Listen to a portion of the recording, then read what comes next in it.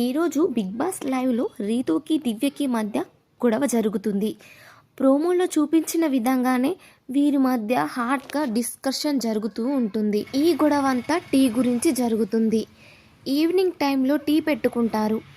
కళ్యాణ్ వాటా వచ్చేసి సుమన్ శెట్టి గారికి ఇస్తారు. సుమన్ శెట్టి గారు వచ్చేసి రీతుతో షేర్ చేసుకుంటా అన్నట్టుగా చెప్తారు.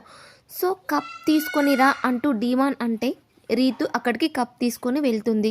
నువ్వు మార్నింగ్ తాగావు కదా అంటూ దివ్య అంటుంది. సో ఈ ఎక్స్ప్లెయిన్ చేస్తూ ఉంటారు, షేర్ 1/2గా ఇలా తీసుకుంటున్నాం అనేసి. అలా చిరాగ్గా వెళ్ళిపోతుంది. ఏంటి నాకు ఈ టీ వద్దు ఏమద్దు అంత చిరాగ్గా అంటూ అయితే రీతు వెళ్ళి కూర్చుంటుంది. తనుజ అంటుంది, అరే అలా కాదురా, నువ్వు మార్నింగ్ తాగావు కదా అని అంటుంది దివ్య. అంతకు మించి నేను ఏం అనట్లేదు అంటూ తనుజ దివ్యకి సపోర్ట్ చేస్తుంది.